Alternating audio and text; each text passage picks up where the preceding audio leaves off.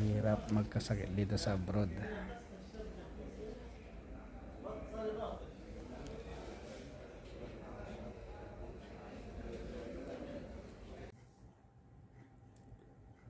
Isang maganda at papagpalang araw sa inyong lahat.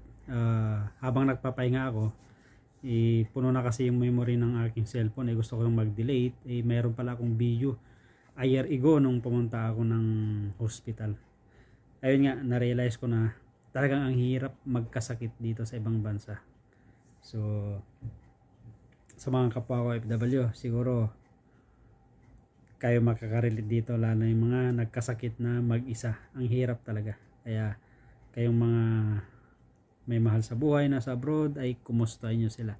Mga immediate family, lalo meron kayong tatay, nanay nasa ibang bansa. So tulad ng sabi ko, napakahirap ma-hospital, pumunta ng hospital, magkasakit dito sa abroad. So ito i-share ko lang kasi naranasan ko pagpunta ko ron after ng aking work. Tapos napapasalamat ako, wala man silang nakikita. Sabi niya okay ka naman, siguro stress lang sa trabaho. Yun ang sabi ng doktor noon. So ito, panoorin natin. Pagkalabas ko punta sa hospital, dinextrose nila ko agad. Pa-comment below yung tulad na sabi ko, yung nakaranas na nagkasakit na sa ibang bansa na mag-isa lang sila at walang mag-aalaga. Here we go.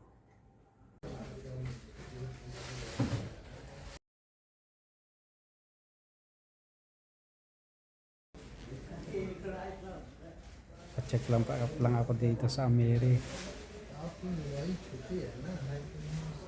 Diretso na ako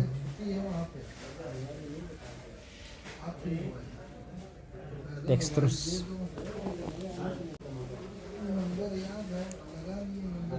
Today is August 30, 2023.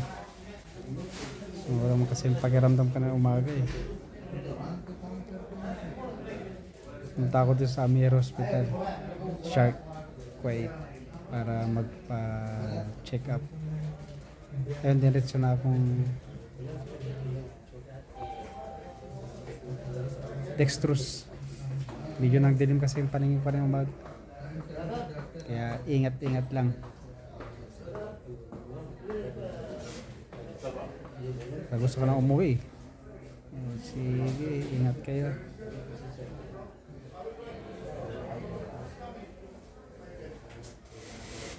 Marami-rami pa.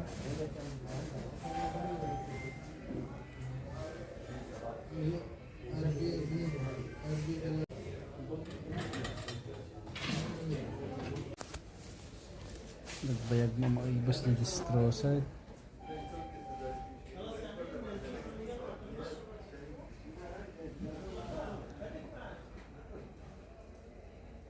Hirap magkasakit dito sa abroad.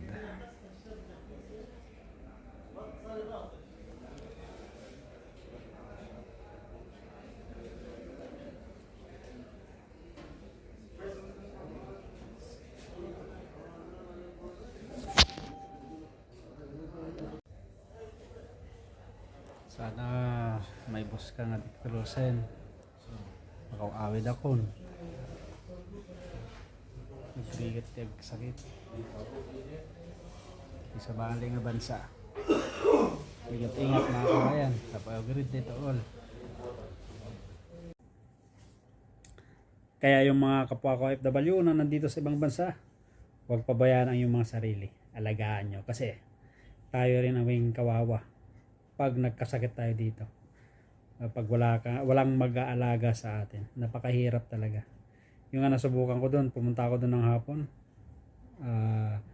Tanda ko 3 PM ako lumabas ng trabaho. Siguro dumiretso ako, malapit lang. Dinextrose nila ko kaagad. Tapos kinuhanan ng dugo, mga in-examine nila, laboratory. Tapos nagpapasalamat ako at wala naman silang nakitang sakit. Kaya sabi ng doktor dati, nag-ano sa akin, masikaso na siguro stress lang sa trabaho yan. Kasi tinanong niya kung saan ako nagtatrabaho. Yun, sinabi ko naman Siguro baka stress ka lang sa trabaho o kaya kulang sa tulog, sabi niya. Kaya nagpapasalamat ako. Ang hirap talaga magkasakit dito sa abroad. So imagine mo yun, pumunta ako 3 p.m. lumabas ako sa trabaho, nandun ako siguro mga 3:30, then dinextrose nila ako agad. Tapos di naman ako makapag-sick leave kasi nga sabi niya na walang dahilan para mag-sick leave ka. So pero nandun ako, dinextrose ako, naghintay ako, ang tagal. Umuwi ako siguro mga 10 or 11 na ng gabi. Tapos yun na, pag uwi ko, pahinga, kinabukasan, pasok ulit. Kaya tulad ng sabi ko, ang hirap talaga magkasakit dito sa abroad. So tulad ng sabi ko, mga ka-OFW, huwag niyong papabayaan ang inyong mga sarili. So sinare ko lang to at least, at baka ma-delete ko. At tulad ng sabi ko, ingatan nyo ang iyong sarili. At may mga mahal sa buhay sa abroad, kumustahin nyo naman sila. Mga immediate family, tatay, nanay, asawa, anak. Huwag lang yung pag nanghingi kayo, saka kayo kumusta sa kanila. Kasi kaming nandito sa abroad, message nyo lang, kumustahin nyo kami, masaya na kami niyan. Yan ang katotohanan dito. Kasi napakahirap. Ang hirap magsakripisyo dito sa ibang bansa. So mga ka-OFW, kayo makaka-relate dito. So maraming salamat. At ako pala si Ronnie, isang OFW dito sa bansang Kuwait. Please support my channel. Kung bago ka pa lang sa channel ko, pindot naman yung notification bell, subscribe para update ka lagi pag meron akong mga bagong videos. See you again sa sunod kong mga videos. Have a nice and great day to all of you.